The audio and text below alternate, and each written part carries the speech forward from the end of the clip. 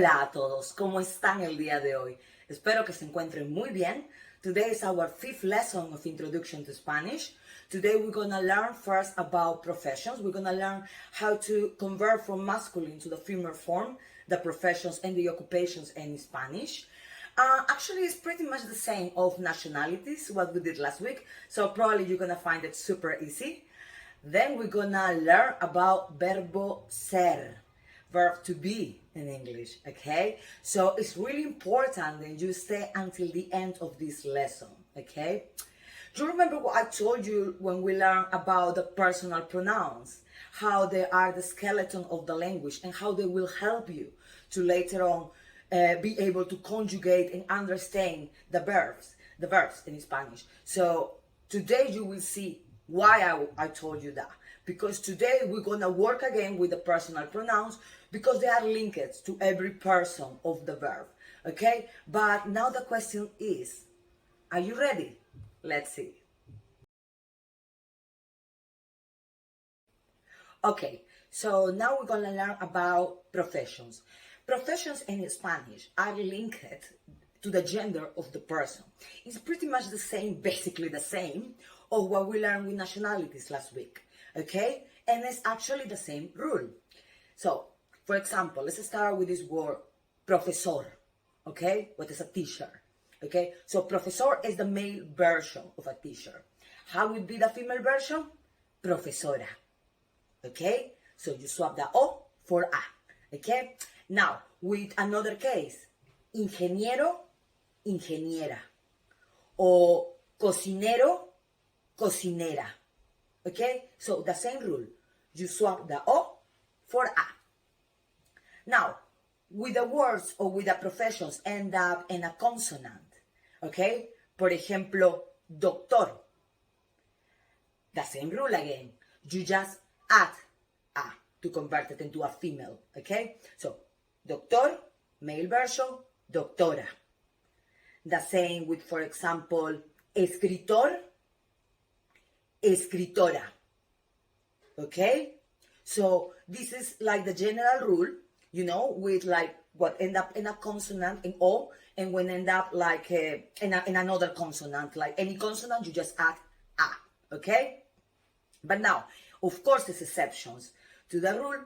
I don't want to talk about all of them, but the most popular ones are with, for example, the case of actor and actriz. Okay? So, actor should be, it's no actora, it's actriz, the female version of actor.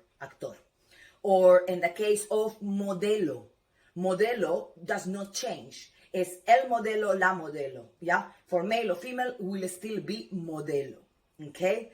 Now, another case, okay, but another exception as well, is with the words end up in ante or in ista.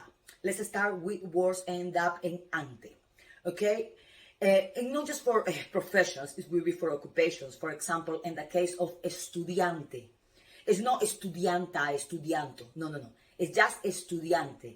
El estudiante, la estudiante. For both of them, okay? Estudiante. Or in the case of cantante, a singer, okay? So, el cantante, la cantante. Male cantante, female cantante is cantante, cantante. It does not change, okay? Those words don't change. Also, with the words end up in ista. They won't change neither. For example, el dentista, la dentista. El artista, la artista. El pianista, la pianista. I know that I keep saying el and la, and we haven't got to the point, but el is for masculine, la is for feminine. We do that next class actually, but today you just need to learn and to need to know that when I mean like el is because I refer to the male form. That's why I was saying el cantante, la cantante, okay? But this is regarding the general rules for professions. And now we're gonna move to verbo ser.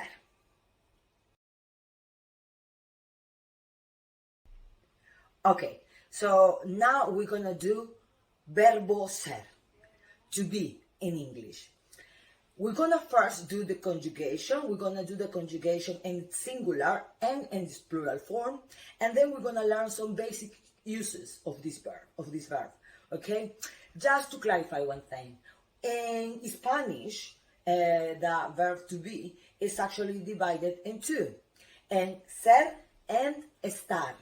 However, today we're just gonna learn ser. Estar, yes, we're gonna do through these lessons, but in a couple of more episodes we will learn about estar. Okay, now just focus on ser. But before we do the conjugation, we're gonna do a refreshment, to refresh what we learned with the personal pronouns. Why? It's not just to refresh, it's because we're gonna start to work together with the pronouns and the verbs, especially when when you have to conjugate them. Okay? So we're gonna start first with like yo, tú, usted, él o ella, nosotros o nosotras, vosotros o vosotras, ustedes, ellos o ellas. We already saw this before. I just put it in this order because now we're going to start to conjugate verbo ser according to its pronoun. Okay? So we're going to start with yo. Okay? Soy. Tú. Eres. Usted. Es. Él o ella es. So that is the singular form of ser. Yo soy. Tú eres. Usted es.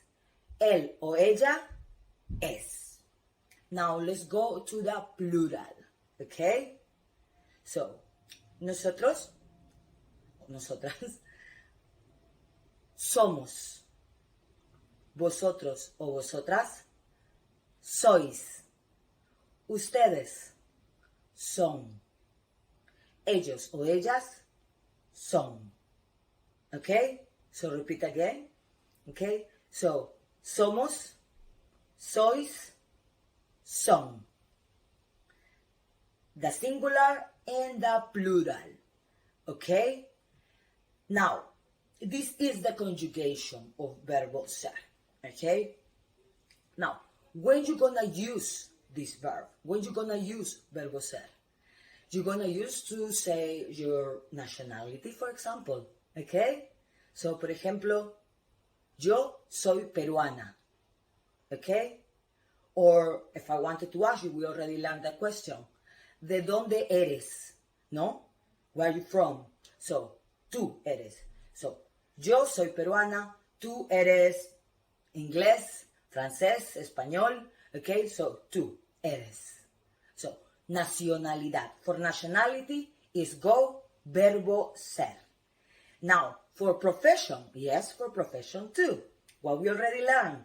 Okay, soy profesora.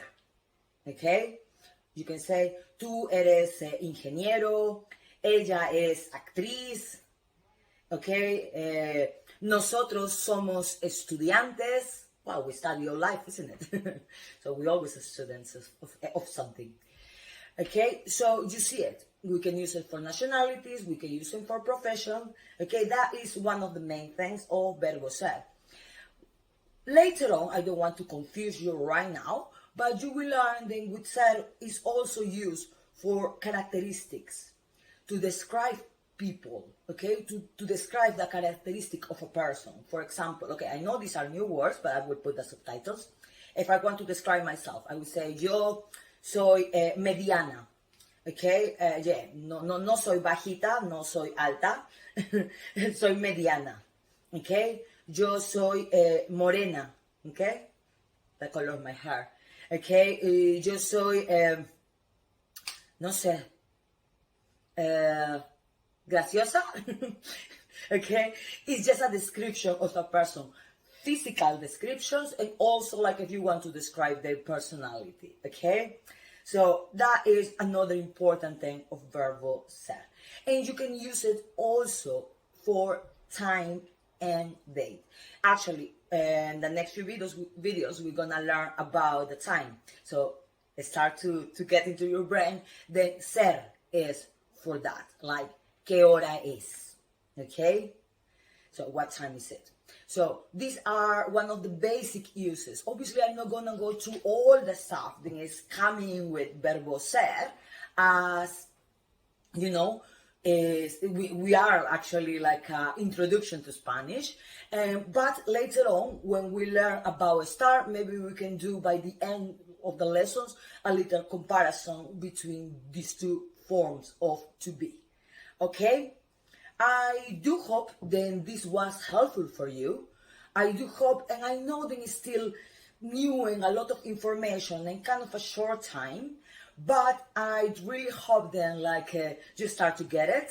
Okay? Any questions, any queries, you can always write it on the comments, and myself and we all the team, we will be always happy to answer to your questions, okay, or your doubts. So our next class is gonna be on Thursday. I really hope to see you there, and with me will be until Thursday. Ciao, ciao.